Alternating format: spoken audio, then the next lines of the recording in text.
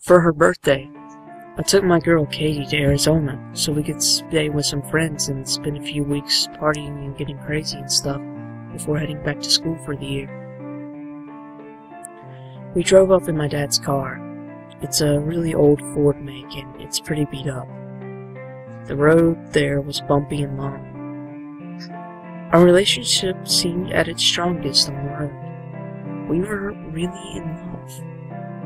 That was the first time I realized that I'd never truly been in love before. We were about halfway there when we realized we were going to run out of gas long before the nearest petrol pump. Katie's head was out the window, sunglasses on in the blistering heat outside. Nothing but the wild desert landscape to be seen in all directions. We became frantic. We hadn't seen another car on the road in almost an hour. What if we broke down here, in the middle of the desert? No food or water, with no one there to find us. I sped up slightly, driven by these fears. It was then we came across the gas station, smack dab in the middle of nowhere, in dry, empty nowhere. It was an old, worn-down servo. Long yellow grass blew in the breeze beneath it. Outside were 2 rusted gas pumps. At first, we didn't know if it was occupied. It seemed so lifeless. But as we pulled up and saw the petrol stains in the dirt, we were convinced otherwise. Katie started refilling the car, and I went inside to pay and grab something to eat on the road. When I first went to the door, it jammed. I looked up at the sign to check, and I was reassured that the store was open, according to the torn sign hung between the dull yellow curtains at the door window. I pushed harder and harder with effort. Finally, I got into the shop. Inside, it was totally abandoned and left to ruin. Complete aisles lay on the ground. The fridges were smashed and glass coated the floor. Despite the brightness outside, the interior of the gas station was dark and bitterly cold. Then there came from behind me this quiet weeping, like a child's. I felt my heart race. It was coming from the back room. I stepped over the smashed glass and twisted metal remnants on the floor, over where the patches of grass had grown through. I ran my hand along the wall and felt the crisscross of ivy beneath my fingers. It was overgrown. There came the crying again, and now I was facing the back room door. It was directly in front of me. I pushed the door open, and it creaked with rust in its joints. Inside lay several wooden steps into the basement. It was pitch black, and the smell was horrific. The drip-drop of water alerted me the fact that the basement was flooded. The water was up to my knees. Again, there came the crying, and a small splash in the far corner of the basement. "Hello?" I called out. "Is anyone there?" I started approaching the corner. The smell was horrible, and the cold water eventually got to me. The sobbing was getting louder. In the corner, I swore I saw something move amongst the shadows. "Hello?" I called out again. "What's wrong?" I finally reached the corner. Still dark, I had to bend down to avoid the pipes, which had leaked down my back and trickled down my spine. The figure in front of me was very small and black, hunched over, sobbing quietly, head in its hands. "Why are you down here?" I whispered. Then it stopped moving completely. It was totally still. All noise seemed to cease, but for the quiet dripping of a broken pipe somewhere behind me. I outstretched my arm to touch its tiny shoulder, but then it began to slowly turn in my direction, to look me eye to eye. As its face swiveled around to look into mine, I remember screaming and swinging my head up in recoil, cracking it on the pipes above. The face was white as a sheet, pale like a hideous moving mask. The eyes and mouth were completely black holes, huge and widening even as I looked at them. They were so huge, they almost consumed its entire face. As I desperately tried to escape, it splashed toward me with rapid speed, uncurling its long fingers. It was wailing now, staring into me with its huge black eyes, and only scrambled up the stairs with great difficulty as I felt my legs begin to give way beneath me. It sprinted out of the water and up the stairs towards me. I slammed the door, flipped the lock, and tore out of the store into the old Ford. Katie began to laugh when she saw me, jeans wet, trembling with sweat soaking my chest. But I grabbed her and screamed at her to drive. For half an hour, I could barely tell her what happened in the store.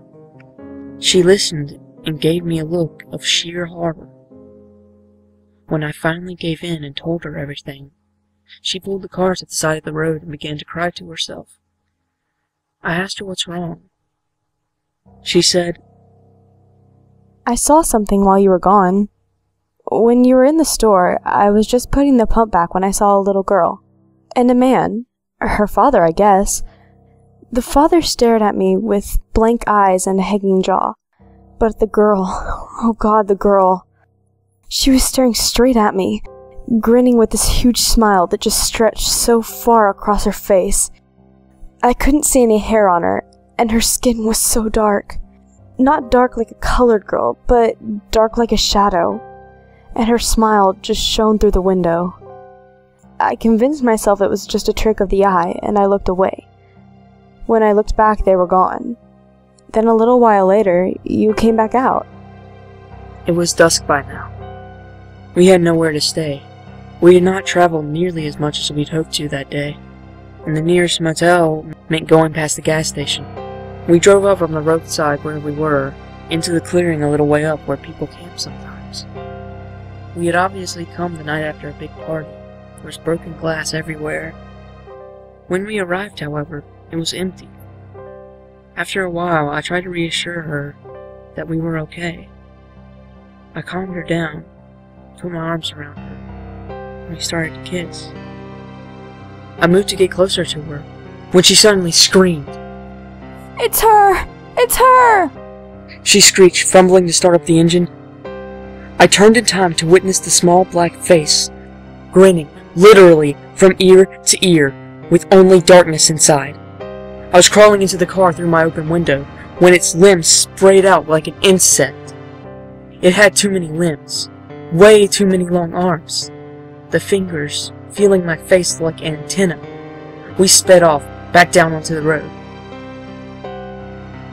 Back on the road, nothing seemed right. There were no stars. That was what I noticed first. I was too shaken to think much of it. But there were no clouds that could be blotting them out. There was just the vast night sky, devoid of all light. Then, a few minutes after we'd been driving forward, still sweating and breathing heavy, we passed the gas station. My heart skipped a beat. The gas station was at least half an hour away in the opposite direction. All the lights were on, and I saw the door sliding open. As we shot past it, Katie was in such hysterics she found it hard to keep driving. We stopped the car in the middle of the desolate road. I decided we should switch seats so that I could drive. She shuffled across the seat from hers to mine. I opened the door to get out. As soon as I was outside, the foul stench of the basement overwhelmed me. I gagged, then vomited down the side of the car. It was then I noticed the runner, the pale white thing sprinting toward us through the fog. Its limbs were practically a blur. I could make out no face. How long had it been following us? Running after us in the night! I got into the driver's seat as quickly as possible. We drove off again. Katie whimpered, and I silently prayed. Then we passed the gas station again. The door was open now. There were two figures standing at the door, waiting. As we forced ourselves on, we both became aware of a soft, barely audible weeping in the back seats. Neither of us dared turn around. "Ignore it," I whispered. My trembling hands gripped the steering wheel. Katie was curled up into the fetal position, holding her head in her hands. The wailing increased, becoming extremely loud, ear-piercing and horrific. Finally, I ordered myself to end it, and looked behind me. For a split second, I thought it was a girl in a white dress looking back up at me. But she was gone as soon as she had appeared. I checked the seats carefully. There was nothing. In my tiredness and fear, I had completely lost track of the road. I drove on, and all through the night, Katie whimpered. I touched her once, but she screamed. I never again tried after that. The noises from the back seats started up again. We passed the gas station twice more. The people at the door were closer and closer every time. The finest slither of red light had begun to settle on the horizon. It was still dark, but at least I was able to see the road ahead of me now. Katie had been silent, face concealed under her hands for some time. I decided to check the time, so I turned on the radio. At first there was only static instead of time, or anything at all. The digital clock simply appeared black. I fiddled with the dial trying to change the station. In between the static, I found only one audible channel. It had a high-pitched buzz in the background. A man was uttering names and numbers under his breath. 29. Lucy. 30. Adam. 31. Katie. I switched it back to static. I knew which name was next. When we got to Katie's friend's house, it was morning. It was overcast and everywhere had the smell of rain on it. Her friends weren't home. Katie's friends lived way out in the country, with no one else around in a mile. The grass was climbing the walls outside. How long had they been out? As soon as we were inside, Katie started whimpering again. I realized that while she had been silent, she was biting on her own lip. Blood was trickling down her chin, and the skin around her mouth was torn and chewed through. She grabbed the newspaper and some masking tape off the table and began blocking out the windows. After the night's events, I didn't know whether I would be insane to join her or stop her. I simply watched. She covered the windows, jammed the door, and turned the lights off. For some time, it could have been minutes or hours, we sit silent in the dark. I offered to turn the television on. Katie said nothing, sitting blank and comatose. I turned the television on anyway. A grainy black and white image flickered to life before us. A white face with empty eyes and an impossibly huge smile flashed up, the smile growing wider and wider the longer we stared into it. There came the sound of weeping from the television. We're in the house. I couldn't tell. We turned off the TV. It's been 3 whole days now. I haven't seen Katie all day today. She spends her time in the closet, crying. I once tore the door open and screamed at her. She screamed back, her face contorting into something grotesque and inhuman. I slammed it in her face. The phone rings often. A voice, my mother's I believe, whispering under its breath. I can only catch snippets of what it says. Come back. You're always welcome to come back. Sometimes in the background I hear quiet chuckling. I hang up without saying a thing usually. The bathroom is shining white. I hear the shower running, and will walk in to find nothing. Nothing at all. Then, when I'm in the bathroom, I will hear the television flick back on. It always goes to the face. In the background, there are muttering voices now. I've called the police. Twice. All I get is a whispering woman's voice. I called Katie's friends too, just as fruitlessly. There are knocks at the door a lot now. Through the newspaper on the other side of the window, I see their hands slam against the glass and slide down. They do this for hours on end sometimes.